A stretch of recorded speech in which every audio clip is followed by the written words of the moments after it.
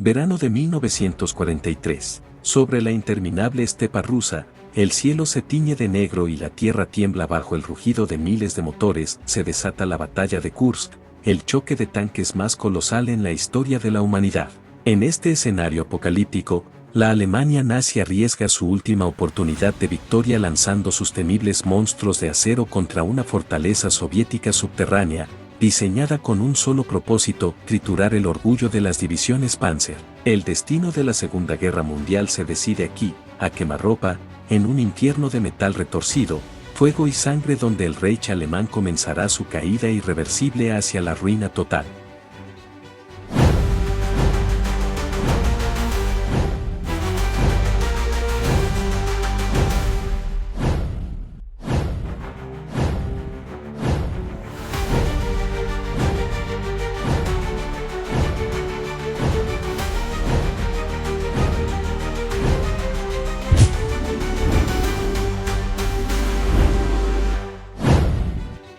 El año 1943 comenzó con un golpe devastador para las ambiciones del Tercer Reich en territorio soviético.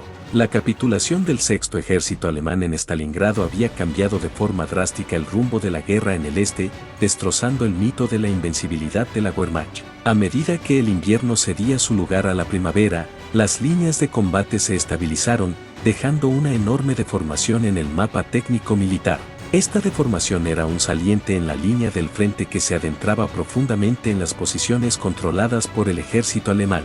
Centrado alrededor de la ciudad rusa de Kursk, este territorio se convirtió rápidamente en una obsesión para el alto mando germano. Para Adolf Hitler y sus generales, este enorme saliente representaba tanto una peligrosa amenaza para sus flancos como una oportunidad dorada para recuperar la iniciativa perdida. El plan definitivo recibió el nombre clave de Operación Ciudadela, una ofensiva diseñada con pinzas clásicas de la doctrina militar alemana. La idea fundamental consistía en atacar simultáneamente desde el norte y desde el sur para rodearse y atrapar a las masivas fuerzas soviéticas acumuladas en el interior de Kursk. Si la operación tenía éxito, no solo destruiría divisiones enteras del enemigo, sino que también abriría de nuevo el camino hacia Moscú. Los estrategas alemanes sabían perfectamente que el factor tiempo era el recurso más valioso para asegurar el éxito del asalto planificado originalmente para mayo. Sin embargo, el líder del Reich decidió posponer repetidamente la fecha de inicio de la ofensiva aérea y terrestre. Hitler insistía firmemente en que debían esperar la llegada masiva de los nuevos y avanzados modelos de blindados desde las fábricas de producción. Los tanques Panther y los pesados Tiger eran las joyas de la corona tecnológica con las que el mando alemán pretendía aplastar las defensas rusas. El general Heinz Guderian advirtió con insistencia que retrasar el ataque era un error estratégico colosal, pero sus palabras fueron ignoradas en favor del peso del acero nuevo.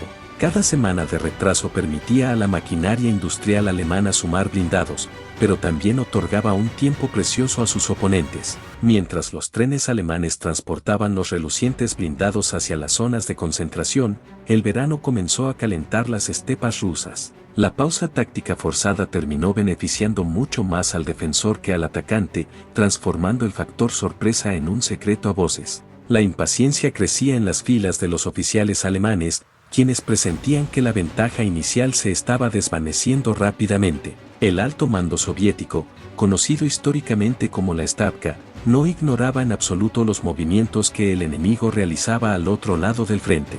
Gracias a una eficiente red de espionaje que incluía información de la inteligencia británica, el mariscal Georgy Zhukov conoció los detalles exactos de la Operación Ciudadela. En lugar de lanzar un ataque preventivo, los líderes soviéticos tomaron una decisión audaz y calculada. Zhukov convenció a Stalin de que la mejor estrategia era desgastar por completo la punta de lanza blindada de los alemanes mediante una defensa profundamente escalonada. Una vez que las divisiones Panzer hubieran agotado su fuerza de choque contra las fortificaciones, el Ejército Rojo lanzaría una contraofensiva masiva e implacable. Así comenzó la construcción de la red defensiva más densa, compleja y profunda jamás vista en la historia de la guerra moderna. Durante meses, cientos de miles de soldados y civiles soviéticos cavaron trincheras, colocaron alambradas y sembraron millones de minas antitanque y antipersona. El saliente de Kursk se transformó en una fortaleza subterránea compuesta por hasta 8 líneas defensivas consecutivas que se extendían por kilómetros. Los cañones antitanque se camuflaron meticulosamente en el terreno, esperando pacientemente el momento en que el metal alemán intentara avanzar. En las primeras horas del 5 de julio de 1943, el silencio de la madrugada en la estepa rusa se rompió con un estruendo ensordecedor. Sabiendo que el ataque alemán era inminente, la artillería soviética inició un bombardeo masivo de distorsión justo antes de que los cañones enemigos abrieran fuego. La tierra tembló bajo el impacto de miles de proyectiles, marcando el inicio formal de la titánica batalla de Kursk. Poco después del amanecer, las columnas de blindados alemanes avanzaron decididas, envueltas en nubes de polvo y humo denso de los motores. En el sector norte, el 9º Ejército alemán, comandado por el general Walter Model, lideró el avance con una disciplina táctica impecable. En el sector sur, el 4º Ejército Panzer del general Hermann Ott desplegó el grueso de las divisiones de élite de las Waffen-SS. Los soldados soviéticos apostados en las primeras líneas de defensa observaron con asombro la inmensa muralla de acero que se aproximaba hacia ellos. Los nuevos tanques alemanes avanzaban en formaciones cerradas, flanqueados por la infantería y protegidos desde el aire por los aviones de la Luftwaffe. La mayor acumulación de poder blindado de la historia militar acababa de ser liberada con la misión de quebrar el frente. La confianza alemana en la potencia de sus nuevos vehículos pesados pronto chocó de frente contra una realidad amarga y destructiva en el terreno. Los campos de minas soviéticos eran tan densos que los tanques alemanes quedaban inmovilizados a los pocos minutos de haber iniciado su avance regular. Los zapadores alemanes debían trabajar bajo el fuego enemigo cruzado para intentar abrir pasillos angostos entre las trampas explosivas. Muchos de los flamantes tanques Panther sufrieron fallos mecánicos graves e incendios internos en sus motores antes de realizar siquiera su primer disparo de combate. El peso excesivo de los tanques Tiger los convertía en blancos lentos cuando las orugues se rompían por las explosiones del suelo. Los pasillos abiertos en los campos de minas se transformaron rápidamente en zonas de matanza embudadas para los atacantes. Cuando un blindado lograba superar la barrera inicial de minas, se encontraba de inmediato con las zonas de destrucción de la artillería rusa. Los cañones antitanques soviéticos estaban organizados en grupos compactos que concentraban el fuego de múltiples baterías sobre un único objetivo blindado.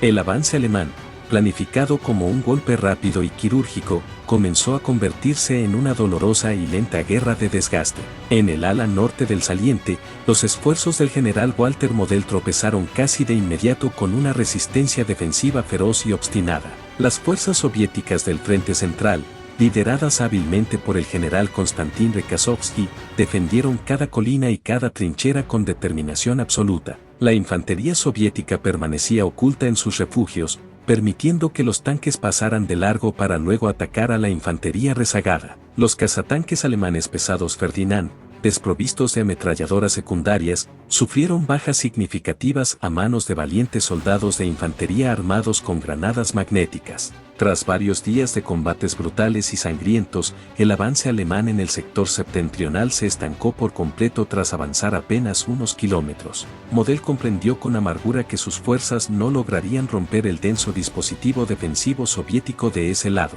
La atención y las esperanzas del alto mando alemán se trasladaron entonces por completo hacia el sector sur del dispositivo de asalto. Allí, las divisiones Panzer avanzaban con mayor éxito, aunque pagando un precio altísimo en vidas y material de guerra. El terreno en el sur ofrecía mejores condiciones para las maniobras rápidas y las tripulaciones alemanas empujaban sus máquinas al límite absoluto. Para el 11 de julio, el avance alemán en el sur había logrado abrir una brecha profunda en las primeras líneas soviéticas. El general Ott dirigió sus mejores divisiones blindadas hacia el pequeño nudo ferroviario y localidad rural de Prokhorovka, un punto clave de la estepa. Al percatarse del peligro inminente de ruptura, la Stavka ordenó el despliegue inmediato de su principal reserva estratégica disponible. El quinto ejército de tanques de la Guardia Soviético, bajo el mando del general Pavel Rotmistrov, avanzó a toda marcha para contener la amenaza. Los motores de cientos de tanques T-34 rugieron mientras se posicionaban en línea de combate para enfrentar directamente a los invasoras. El escenario estaba completamente listo para el enfrentamiento directo entre blindados más colosal y concentrado de la historia de la humanidad. La mañana del 12 de julio amaneció con un cielo cubierto de humo, polvo suspendido y nubes de tormenta que presagiaban el desastre. Ninguno de los dos bandos planeaba retroceder un solo metro, sabiendo perfectamente que el destino de la campaña veraniega se decidiría en ese campo. Los dos ejércitos de metal se lanzaron el uno contra el otro a máxima velocidad en un espacio geográfico sumamente reducido. El enfrentamiento en Prokhorovka se convirtió rápidamente en un torbellino caótico de fuego, explosiones, humo negro y metal retorcido. La táctica soviética consistió en avanzar rápidamente para acortar la distancia y anular la superioridad de los cañones de largo alcance de los alemanes. Al mezclarse las formaciones, el combate se transformó en una pelea cerrada donde los tanques se disparaban a quemarropa. Los blindados chocaban físicamente entre sí en medio de la confusión generalizada creada por las densas cortinas de humo y polvo. Las tripulaciones de los tanques apenas podían distinguir los perfiles de los vehículos amigos de los enemigos a través de las rendillas de visión. El estruendo de los cañonazos y las explosiones de los depósitos de munición internos de los blindados llenaron el aire de un ruido ensordecedor. El campo de batalla parecía un volcán en erupción, cubierto de metal ardiente y columnas de humo que ocultaban el sol por completo, recordaría años más tarde uno de los tanquistas soviéticos sobrevivientes de la carnicería de Prokhorovka. Los tanques rusos T-34 utilizaban su excelente movilidad para flanquear a los pesados e imponentes Tiger alemanes, disparando directamente contra sus blindajes laterales más delgados. Cuando un tanque se incendiaba, los tripulantes sobrevivientes salían de las escotillas solo para continuar la lucha a pie con pistolas y balas. Al caer la tarde, cientos de carcasas de blindados destrozados y humeantes cubrían por completo los campos de cultivo de Prokhorovka. Aunque el combate terminó sin una victoria táctica clara en el terreno para ninguno de los dos bandos, el significado estratégico fue puramente soviético. Las pérdidas materiales de los alemanes en Prokhorovka fueron irreparables, perdiendo la capacidad ofensiva necesaria para continuar empujando hacia el norte. El ejército rojo había demostrado que podía resistir el golpe más fuerte de las mejores divisiones acorazadas del Reich. Los talleres mecánicos soviéticos trabajaron día y noche directamente en el campo para reparar los tanques dañados que se podían salvar. En contraste, los alemanes no contaban con los repuestos ni el tiempo necesarios para poner en funcionamiento sus vehículos averiados. El contraataque de Rotmistrov detuvo en seco el último gran esfuerzo de la Operación Ciudadela en el sector sur del saliente. El mito de que las fuerzas Panzer alemanas siempre dominarían los enfrentamientos directos en verano quedó destruido para siempre en Prokhorovka. La estepa rusa se convirtió en un cementerio de acero del que la Wehrmacht jamás lograría recuperarse por completo en el futuro. Los soviéticos habían contenido la marea alemana, y el momento de cambiar los roles en la guerra había llegado finalmente. Mientras las divisiones blindadas se desangraban mutuamente en los campos de Prokhorovka, un evento crucial a miles de kilómetros alteró los planes de Hitler. El desembarco aliado en Sicilia obligó al líder alemán a ordenar la cancelación definitiva de la Operación Ciudadela a mediados de julio. Hitler necesitaba transferir con urgencia tropas de élite desde el frente oriental hacia el teatro de operaciones del Mediterráneo para evitar un colapso italiano. El mariscal Erich von Manstein protestó con energía, argumentando que la victoria estaba al alcance de la mano si se mantenía la presión sobre Kursk. Sin embargo, la decisión del alto mando ya estaba tomada y las unidades alemanas comenzaron una retirada ordenada hacia posiciones defensivas seguras. Fue en ese preciso instante de vulnerabilidad cuando la Stavka soviética activó con precisión cronométrica sus planes de contraofensiva masiva.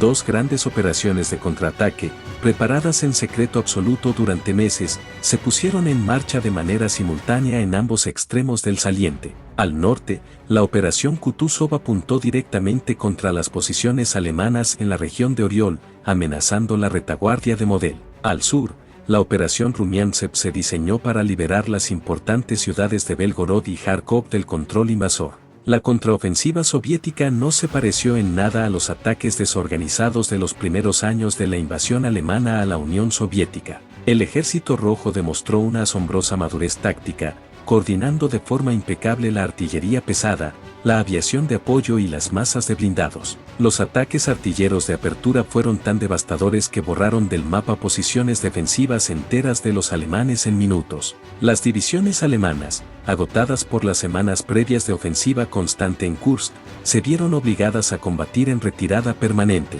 La velocidad del avance soviético superó las previsiones alemanas, atrapando a numerosas unidades de infantería en bolsas de resistencia aisladas. El uso masivo de los aviones de ataque a tierra IL-2 Turmovik sembró el pánico total entre las columnas logísticas alemanas en movimiento. La ciudad de Oriol cayó en manos soviéticas a principios de agosto, marcando el colapso definitivo del sector norte del plan original alemán. Los soldados del Ejército Rojo avanzaban con la moral por las nubes, conscientes de que estaban expulsando al invasor de su patria de forma permanente. La Wehrmacht ya no luchaba por conquistar territorio, sino por salvar la mayor cantidad posible de hombres en su retirada. En el sector sur, la operación Rumiantsev avanzó de forma arrolladora, superando las defensas que los alemanes intentaron improvisar en la prisa. Belgorod fue recuperada rápidamente, y las fuerzas soviéticas pusieron sus ojos en la estratégica e industrial ciudad de Kharkov, un nudo clave del frente. Los combates urbanos por el control de la ciudad fueron extremadamente duros, casa por casa y calle por calle. Para finales de agosto de 1943, Kharkov ondeaba nuevamente la bandera soviética tras ser disputada por cuarta y última vez en la guerra. La liberación de esta importante metrópoli marcó el cierre formal e histórico de la gran epopeya militar de la batalla de Kursk. El contraataque soviético había empujado las líneas alemanas cientos de kilómetros hacia el oeste, consolidando una victoria estratégica monumental. Los alemanes comprendieron con desesperación que sus tácticas de guerra relámpago ya no eran efectivas frente a un enemigo organizado y modernizado. La estepa que debía ver el renacer del poderío militar del Reich se convirtió en el escenario del principio de su fin. El Ejército Rojo había tomado la iniciativa estratégica global y ya no la soltaría hasta llegar a las calles de Berlín. Las dimensiones materiales de la batalla de Kursk son difíciles de asimilar, incluso para los estándares masivos de la Segunda Guerra Mundial. Más de 2 millones de soldados, 6.000 tanques y 4.000 aviones chocaron en un espacio geográfico relativamente concentrado durante semanas. El costo humano de la batalla fue inmenso, con cientos de miles de bajas en ambos lados del frente de combate. Para Alemania, las pérdidas sufridas en Kursk representaron una catástrofe militar de la que su maquinaria bélica nunca pudo recuperarse del todo. Las divisiones acorazadas de élite perdieron a sus tripulaciones más experimentadas, hombres que no podían ser reemplazados de la noche a la mañana. Los valiosos tanques Tiger y Panther que tanto costó fabricar quedaron reducidos a chatarra quemada en los campos rusos. La Unión Soviética también sufrió bajas numéricas muy elevadas, pero su capacidad para reemplazar hombres y material era inmensamente superior. Las fábricas instaladas detrás de los montes Urales producían miles de tanques T-34 que llegaban al frente de forma ininterrumpida cada mes. La victoria en Kursk confirmó la brutal pero efectiva superioridad industrial y demográfica del Estado soviético sobre el Tercer Reich. Tradicionalmente se considera a la batalla de Stalingrado como el gran cambio de rumbo del conflicto, pero Kursk consolidó ese cambio de forma permanente. Después de agosto de 1943, la Alemania nazi perdió por completo la capacidad de lanzar grandes ofensivas estratégicas en el frente oriental. La Wehrmacht pasó el resto de la guerra sumida en una postura puramente defensiva, respondiendo a los golpes soviéticos. La victoria militar otorgó a la Unión Soviética una posición de enorme fuerza no solo en los campos de batalla, sino en el tablero geopolítico internacional. Stalin pudo presentarse ante los aliados occidentales en la conferencia de Teherán como el líder del ejército que estaba derrotando al grueso de las fuerzas de Hitler. El triunfo en la estepa elevó el prestigio militar soviético a niveles nunca antes vistos en el mundo contemporáneo. La batalla demostró además el triunfo de la doctrina militar soviética del arte operacional sobre las tácticas individuales de los generales alemanes. El concepto de defensas profundas combinadas con reservas listas para el contraataque destrozó la flexibilidad táctica de los comandantes de las Panzer de la Wehrmacht. Kursk fue la confirmación de que la maquinaria bélica industrial moderna había madurado por completo en los campos europeos. Hoy en día, la región de Kursk y los campos abiertos de Prokhorovka son considerados santuarios históricos de la memoria militar de Rusia. Monumentos de piedra, museos interactivos y tanques T-34 auténticos custodian los lugares exactos donde miles de jóvenes combatientes perdieron la vida en el verano de 1943. El eco del rugido de los motores y el impacto del acero contra el acero aún resuena en las historias locales. Para los historiadores militares, Kursk sigue siendo el objeto de estudio definitivo sobre la guerra mecanizada a gran escala y la logística industrial. La batalla demostró que el tanque, a pesar de su inmenso poder destructivo, dependía completamente del apoyo de la infantería, la artillería y los ingenieros de minas. El choque de blindados de Kursk permanece en los libros de historia como el monumento definitivo a la escala industrial de la guerra moderna. La historia de este colosal enfrentamiento recuerda la brutalidad de un conflicto que transformó la estepa en un infierno de fuego y hierro ardiente. Kursk no fue solo un choque de tanques y aviones, fue el choque definitivo entre dos voluntades de hierro que definió el mapa de la Europa del siglo XX. El trueno de acero de aquel caluroso verano de 1943 selló el destino definitivo del Tercer Reich en las llanuras de Rusia. Si llegaste hasta acá, suscríbete a mi canal, y dale like a mis videos, y comparte los videos que más te gusten, activa la campanita, para que YouTube te avise cada vez que suba un nuevo video, y hasta pronto.